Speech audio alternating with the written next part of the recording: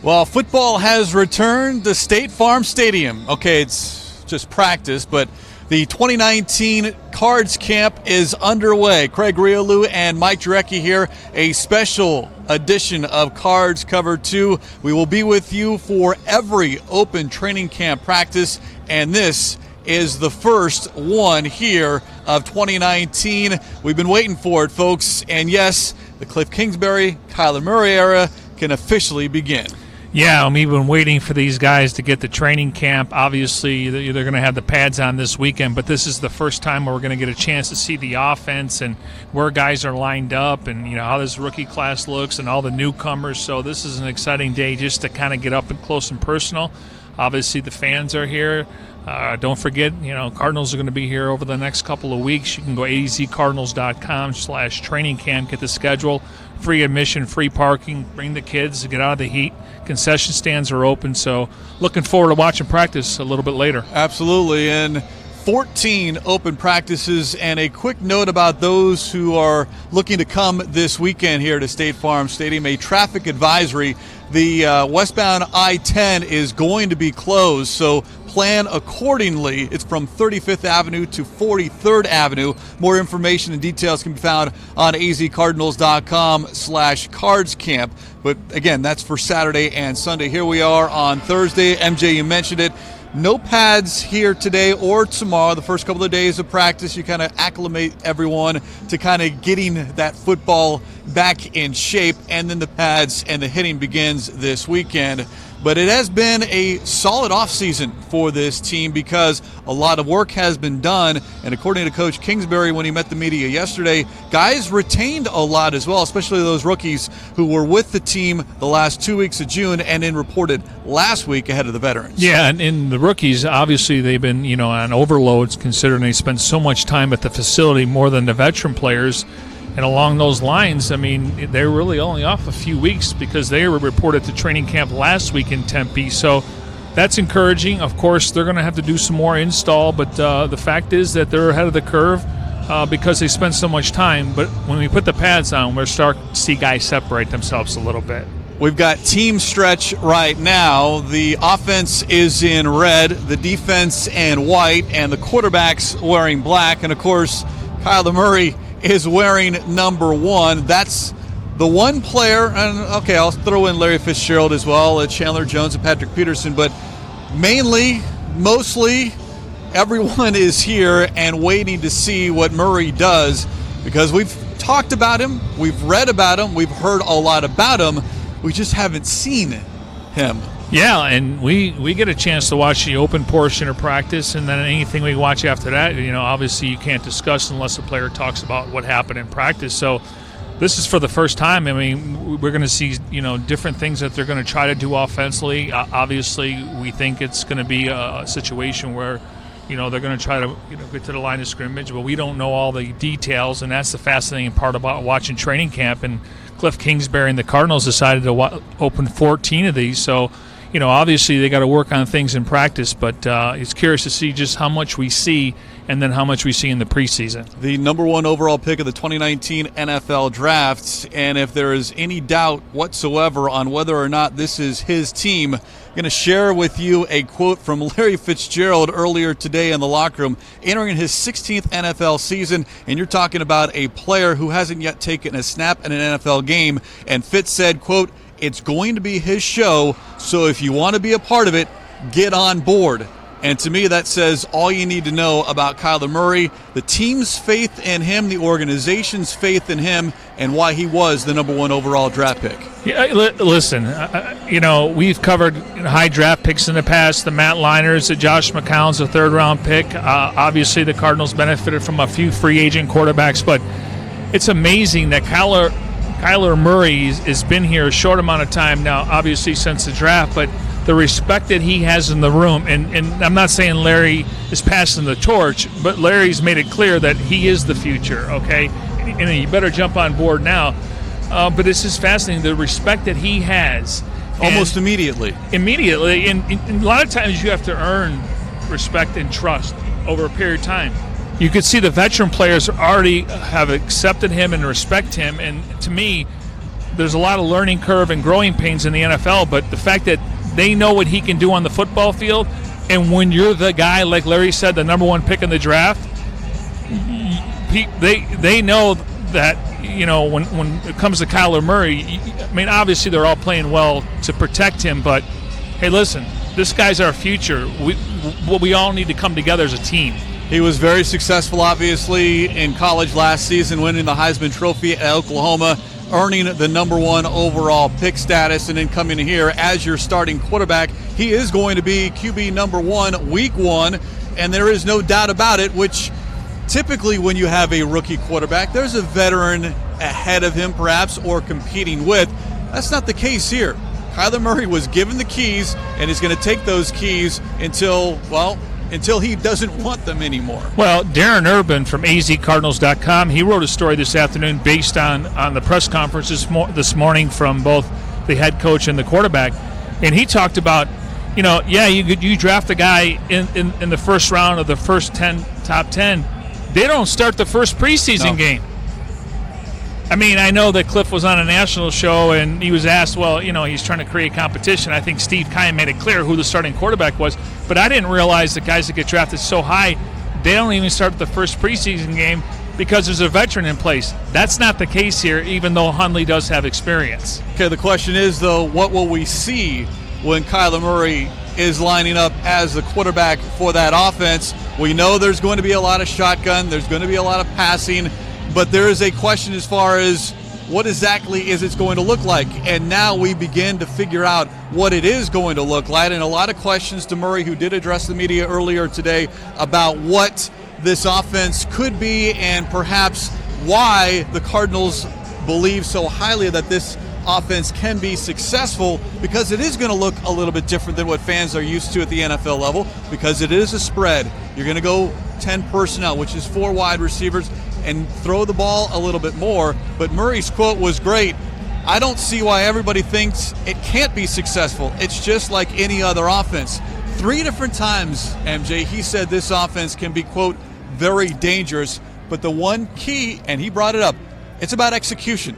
Everyone needs to know what they're doing, and if you run it properly, correctly, then yes, they believe it's going to be a hard offense to stop. Yeah, when he mentioned that dangerous when clicking, in other words, correct. Execution. Now, I did ask him a question in the press conference because I think the narrative is they're going to throw the ball 50 to 60 times. They're not going to do that. That's college football. That's Hal Mummy, Mike Leach. Now, obviously in college they throw the ball a lot. You look at Lincoln Riley, and then you look at Cliff Kingsbury. Kingsbury, he ran the ball. His teams ran the ball for 140 yards. So, to me, everything's going to be predicated on protection. It starts up front with the offensive line, but you have to be able to run the football in this offense. I mean, you just can't sit back and throw it 53 times a game. First of all, your quarterback's going to get hit. Obviously, you're playing on your heels versus your toes. So they're going to run the ball, and this offense will click if David Johnson can run the football. It's going to open up things for everyone else. Do they drop a safety in the box to get another guy to stop the run? Because, you're going to have to guard one-on-one on the outside. So it's really a chess match. But, again, we could talk about throwing the ball down the field, getting rid of the ball less than 2.5 seconds, but you have to win the line of scrimmage, and you have to run the football in this offense. Yeah, Murray said that's where it all begins, at the line of scrimmage. Christian Kirk, when he spoke with the media following the run test yesterday, brought up the fact that number one on this offense is establishing the run, and once you do that, once you get into a flow, that then opens up everything from an offensive standpoint and passing the ball. So, yeah, we're all excited about the number of balls that are going to be thrown, including the wide receivers. Larry Fitzgerald all smiles when that was brought up because he's expecting to get targeted quite a bit. But this team has to be able to run the football. More importantly than that, has to have an offensive line that, one, opens up rushing lanes and then, of course, protects your quarterback, Kyler Murray. Okay, so a lot of people are wondering, can this work? Now, clearly, I mean, if you're running a 10 personnel, that's 4 wide and 1 running back. Is this a variation of what the Rams run? Is this a variation what the Chiefs run, the spread offense? So from that standpoint, I mean, a lot of people are wondering, is this going to work? And then we go back to Chip Kelly, okay? 3 years in a row, the Philadelphia Eagles were 32nd in Yes. time possession. And we're going to get into Cliff about if you go 3 and out, what's that do to put on a premium on your defense? Steve Spurrier, fun and gun. I mean, Jimmy Johnson a little bit different. He took over a bad team, and then he built them through the Herschel Walker trade. So, Bill O'Brien, he's still going through it. So it's interesting because some people think there's no way you can have your quarterback take these hits. But, again, they're going to protect him by running the football and getting rid of the ball with short passes. Well, to your point about Kingsbury and this offense, because it is something that people have brought up, the fact that is this going to put a strain on your own defense? Because if you aren't successful moving the football, moving the chains, you're going to go 3 and out, and all of a sudden that defense doesn't have a long time to sit on the sidelines and catch its breath. Kingsbury says not worried at all. He was asked why. Quote, if you score a lot of points and you have a good defense, it's not going to matter. He did acknowledge that, yes, personnel factors into that, but if you look at this Cardinals defense, they do have the personnel, at least right now on paper, and that's even including Patrick Peterson, even though he isn't going to miss the first 6 games. But they do have the guys that you feel can be that defense to get the other team off the field, and if they are running a little bit higher snap counts. Corey Peters brought it up this morning. They did get 100 snaps in that game against San Francisco, so it's not including penalties, 93 total. It's not unheard of. You don't want it, but it is possible. It just can't be on a consistent week in and week out basis. Okay, and the Cardinals beat the Niners, and they ran 93 offensive plays. Yes. Okay, when the Cardinals played the Chiefs, to me that was a decent game. They didn't get blown out, right? Chiefs ran 54 plays, 26 points. Cardinals ran close to 69 plays, only 14 points. It's all about how efficient you are with those snaps. But if you're going to tell me I can score between 3 and 7, 8 plays, and it only takes 2.5 minutes, so be it. I mean, I know that it's going to put a premium, but scoring, now that puts pressure on their offense because they're pressing a little bit. I looked at Chip Kelly's first game in the NFL, 9 plays, 2.5 minutes. 7 plays, about 3 minutes. 1 play, touchdown. And that's why they had the lowest time of possession 3 consecutive years in Philadelphia. Right now, individual position drills going on here at State Farm Stadium. The first open practice of Cards Camp. 14 of these here for those that are curious and maybe come to a training camp practice if you're unable perhaps to get to a regular season game. Come to State Farm Stadium here in July and then early August to get a look at the 2019 Arizona Cardinals. 14 open practices, the entire schedule up on azcardinals.com/Cards Camp for your complete training camp schedule. A 2-hour practice scheduled for today, and that's what most of these practices are going to be. Although we did see scheduled practices in the off-season scheduled for 2 hours, but end a little bit earlier, and that's just a sign that these players are getting their reps in. It's not so much how long you're on the field, but what are you doing when you are on the field? Not work harder, work smarter. Yeah, and usually it's 2.5 hours, but obviously they start at 3:30, and then they go through some of their individual stuff, and then they go to stretching. So really it's a 2-hour practice, but they are on the field for 2.5 hours. Okay, since once they get going in team stuff, we can't show that. What are you looking for? And I know you want to get into, you asked the question today on the center position. Okay, wide receiver. I just want to give people an idea. If this team does go 4 or 5 wide, I'm going to give you an idea what I think is going to happen, and we'll see what happens. So I think if they go 4 wide, which is 10 personnel, it's going to be Larry Fitzgerald, Christian Kirk, Keyshawn Johnson, and Demir Byrd.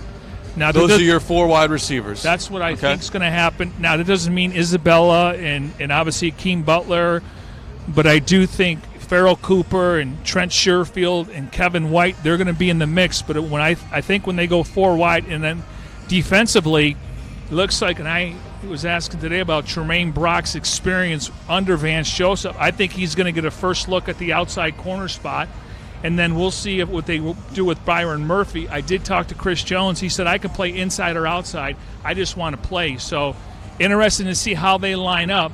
But if I had to pick the top 4 receivers as of the first day, Fitz, Kirk, Johnson, and Demir Byrd. Again, Farrell Cooper, Akeem Butler, Andy Isabella, Trent Sherfield, Kevin White. They're all in the mix, but they're only going to keep 7. And that's going to be an interesting topic or a position group to pay attention to here in training camp, as far as one, who's getting the reps with which team, first team, second team, third team, and then what are they doing with those reps? Because Kingsbury earlier today was asked about the wide receivers, and this was something that I hadn't thought about, but in college he was used to running 8 wide receivers, rotating them in and out. But you think about it, you had twice as many players on a college roster as you do on an NFL roster. 53 versus the 90 to 100. Yeah, so you can't keep 8 wide receivers. How many do the Cardinals keep? He brought up 6, 7. Now we know David Roth, the wide receivers coach, would love to keep 8. That's not going to happen. But who those wide receivers are, what they're able to do, and could 2, 3, or maybe even 4 of them also help on special teams, specifically in the return game? You know, we talk about position battles. That's one we didn't really highlight because we think of starters. But who are those receivers? 3, 4, 5, 6, 7, if a 7th is kept. Well, I can give you a prime example. Trent Sherfield made this team last year because he played on special teams. Dennis Gardeck, not as a receiver, he didn't play one defensive snap. Kevin White, I don't know if he plays on special teams. If you're that 5th, 6th, or 7th receiver, you have to play on teams. So, I mean, let's be honest. The top 5 guys, well, I shouldn't say top 5, but you could make a case for 5 guys right now. The 3 draft picks, Kirk and Fitzgerald. Now, that doesn't mean it's going to be the order. Now you throw in Jameer Byrd, great speed, could be a slot guy, okay? And then you throw in Farrell Cooper, a return guy, played for the Rams. He's played in a similar offense. Kevin White's a big X receiver. We'll see if he can be more consistent. Trent Sherfield plays on teams, so you got to figure if they're going to keep 7. And Kingsbury mentioned today 5 teams kept 7 receivers last year. It's very unusual. Teams kick 6 or 5, but you don't dress 7 on game day. So that means you got to go short at another position. Maybe you only keep 3 tight ends. Maybe you keep 4 running backs. You're going to likely keep 10 offensive linemen, 9. So that's a numbers game where you probably can't afford to keep 8. Well, and it's why Kingsbury said today that he wants his wide receivers to know every position along that wide receiver spot, so you can have guys who play multiple positions, inside, outside. I had tried to address that with Hakeem Butler earlier today, and he kind of broke into a big smile and said, talk to Coach about that. And I was like, no, we did talk to Coach. He's like, yeah, I really don't want to get into any of what we're learning or what we're not learning. And then he said, I'm just a rookie. I don't want to step on anyone's toes. So there are things that have been said that the Cardinals don't want out there. And, of course, when you're a first-year player, you want to be careful. But it is going to be interesting because there's going to be a lot put on these wide receivers as opposed to, okay, you're an outside guy, just learn that position. No, you're going to need to know left and right and both inside and outside. And that's got to be difficult for guys that haven't played in this system before, because we know that once you're not thinking, you can react and attack it a lot quicker. If you're thinking, you're hesitant and you're not confident, you're not comfortable. So that's important. I think based on this offense, and if you kind of connect the dots, they can have the same play in the huddle, but it can be a run or a pass like the Rams. They can go to the line of scrimmage, flip formations, and run 2 different plays out of it. I think based on the defense, whether they're playing man or zone, the receiver has to know what coverage they're in, and if they're in a certain coverage, they have to change their route, and that's a timing thing. So it's tough to learn all 3 positions. It took Larry a little bit of time when Bruce Arians said you're not just going to play on the outside, you're going to have to learn all 3. It could be mentally. Now Christian Kirk and obviously Murray have done it before, but for the most part, it's going to be an adjustment because you want these guys to go out there and play fast. And when you're thinking, you can't play that fast. Let's go over a couple of other items that Kingsbury addressed earlier today, and they concern the offensive line. And the question is, and it was a question that was asked at the offseason, what do you do at center? Is it going to be the veteran A.Q. Shipley, who missed last season because of an ACL injury, or does Mason Cole, your rookie a year ago who played every single snap, does he return to be your starting center? And the question was posed. In fact, it was my question, if we're going to be honest. Good question. Does this team have a starting center right now? And Kingsbury's response was, we have two. And there's going to be, quote, great competition throughout camp between the veteran, experienced Shipley and the youngster, still with some experience, and I'd say valuable experience, Mason Cole. Well, I mean, I think it's only fair if you're going to talk about competition, and he was vague at the owners' meetings when he was asked who's going to be the center. Hey, you can't preach it at certain positions. We know, obviously, being the first pick in the draft and Larry Fitzgerald and Kirk, but you want to create competition. Now, you know how I feel. I think Cole is part of the future, but I don't know if his natural position is center or guard. The good news is he can play both. We know Shipley can play both. Shipley's got over 111 starts in his career. You're starting a rookie quarterback. So if he says it's open competition, you know what that means? They're going to alternate reps in practice, and now it's a matter of what they do over a period of time, and we'll see how much they play in the preseason. A lot of question marks concerning left tackle DJ Humphries as well, but he has been cleared. Kingsbury says he looks good, looks healthy. He's out here on the field, which is a great sign considering he ended last season on injured reserve. But if you're looking at the offensive line, center position is always key. But left tackle, yes. Right tackle with Marcus Gilbert. You've always maintained you have to be able to protect the edges with this offense. So there's going to be a lot of pressure on the tackles, whomever they are. Well, it's just refreshing that DJ's healthy. He knows what's at stake right here. It's a big year for him. He's got to stay healthy, and not that they go out there and they get hurt, but, sometimes, availability and durability is going to keep you in the league a long time. I think Marcus Gilbert, and I'm excited about him, if he can stay healthy too, like a lot of these guys. I think he's probably the most consistent offensive lineman and probably the best lineman going into camp. That doesn't mean J.R. Sweezy can't be that. I like the new right side. You got Marcus Gilbert versus Andre Smith. And then, obviously, Justin Pugh kind of struggled at playing right guard. He got injured. So I like Sweezy and Gilbert. And normally teams run to your right side because, obviously, they want to stay away from those pass rushers on the left side. So I like where they're at. And this right here is what I like. We just saw a moment ago Sean Kugler, the new offensive line coach, standing right next to Corey Cunningham, last year's 7th-round draft pick, but really going over instruction and details. And that is something that I think the Cardinals' offensive line is really going to benefit, is with Kugler in there and really get into the middle of things. He's one of the best offensive line coaches in the National Football League. He's got some history with the Pittsburgh Steelers. But, of course, this is going to be a huge part of this offense is the offensive line. Yeah, and listen, they put the full court press on Kugler. He was wanted by Buffalo, Miami, the Vikings, and the Cardinals. They recruited him. They weren't going to let him leave the facility, so to speak, but he decided to come here, and I think he's going to be a difference maker. I go back to Russ Grimm. I thought he was kind of set in his ways, but he's a Hall of Famer. He was on part of the Hogs in Washington, so I respect him. And then George Warhop, but we haven't had a quality offensive line coach that has these kind of credentials. No disrespect to some of the other guys, but this guy, you're going to see this team make improvement, and coaching matters when it comes to the offensive line. They just got to stay healthy and gel together.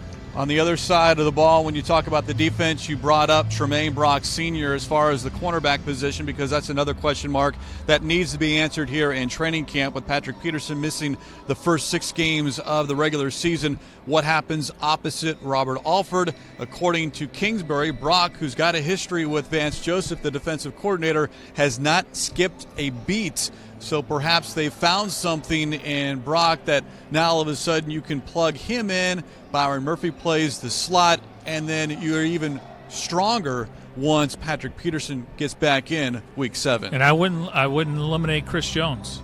I mean, number 25. I mean, he's made strides, and he was on the Cardinals roster last year, just kind of under the radar.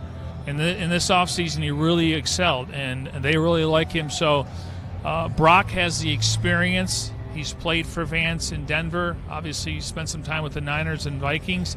He can play slot corner. He can play on outside. But Chris Jones is in the mix, and then obviously Byron Murphy, the 2nd-round pick. And in the perfect scenario, he's going to be active on game day. He's going to play on teams.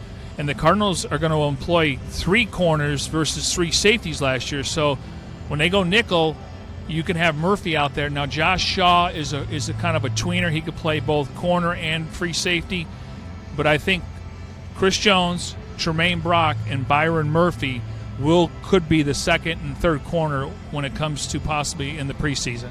And Murphy, number 33 the Cardinals' second-round draft pick, the first pick overall in the second round. And Kyle Odegaard, I know, is working up a story on Murphy, and there's not a lot of coaches that like to play rookies right away. They want them to be able to earn it.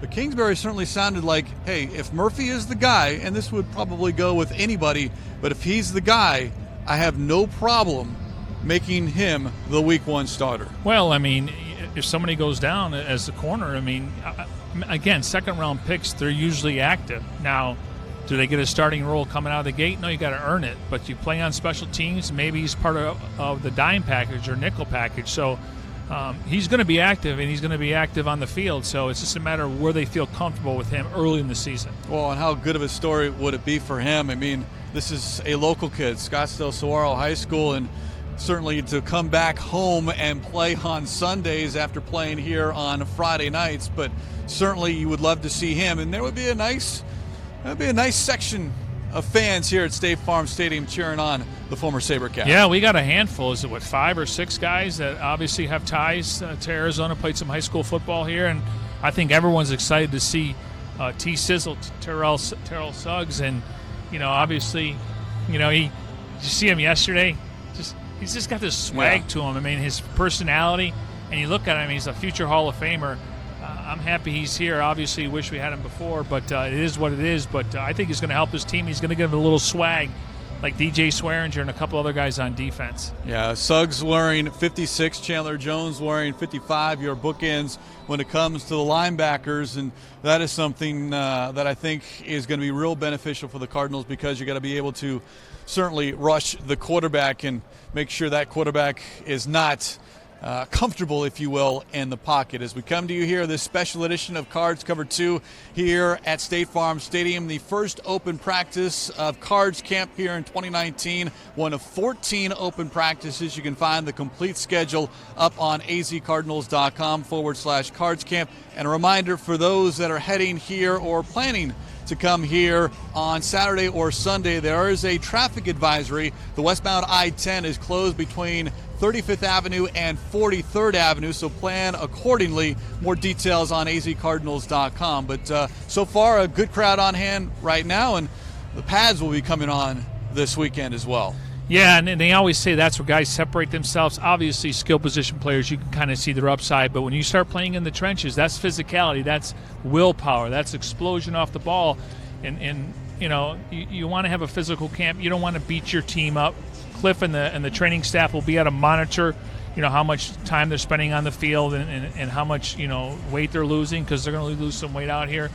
But you got to have some padded practices, and they could be in pads on Saturday. We don't know if they're going to hit. Maybe you want to get just to it, and then. But Sunday, I got to think we're going to see these guys in full pads. And there will be a couple of outdoor practices as well here, and that's something the Cardinals have done since they've gone here to State Farm Stadium, utilizing the field outdoors just to kind of break things up. And then, of course, this team does play indoors on Sundays, and they'll be playing indoors a lot on the road. But you got to be ready to be ready for the elements. Not that they're going to practice in the rain, but at least to kind of get outside and feel what it's like. Because let's face it, most of these guys did play football outside. Yeah, the thing is, I've always thought having training camp here, especially for the new guys and rookies, you want to feel comfortable in the building you're playing in. And unfortunately, that wasn't the case last year, winning only one home game, and that has to change. We talked about them 3 out of 4 to start the season. I mean, 500 or 3-1. I mean, you got to get off to a good start. So obviously they feed off the crowd and the false start penalties and Larry. But I think just practicing here for training camp, getting acclimated to the stadium where they play, I think when you get to week 1, hopefully they'll feel comfortable versus only playing there in 2 preseason games. Let's wrap this edition of Cards Cover 2 with what we started, and that is Kyler Murray. Question about how he's going to deal with some adversity. I mean, let's face it, this team is going to lose a game or 2. Teams lose in the National Football League. Kyler Murray doesn't lose. Did not lose a single game in high school, only lost 2 all of last season. And he was asked, how are you going to handle your first loss or a losing streak? And, quote, I really haven't thought about losing. I don't plan on it. Works for me, MJ. Yeah, listen, I mean, some guys got a certain mentality. They're wired a little bit different. This guy's been a winner his whole life. Yes, I mean, let's be honest. I mean, you're not going to go 16-0, but we need to see improvement. We need to see this team move the football, and those wins will start to happen, but it's going to take some time. Hope you've enjoyed watching training camp practice number 1 here from State Farm Stadium. Again, special editions of Cards Cover 2 throughout July and August. In fact, we'll be back with you tomorrow afternoon. Cardinals schedule a practice at 1 o'clock here at State Farm Stadium. Special thanks to those behind the scenes, Jim Omohundro, Devin Henry, for my partner Mike Jurecki. I'm Craig Grialou. This has been Cards Cover 2 from Cards Camp 2019.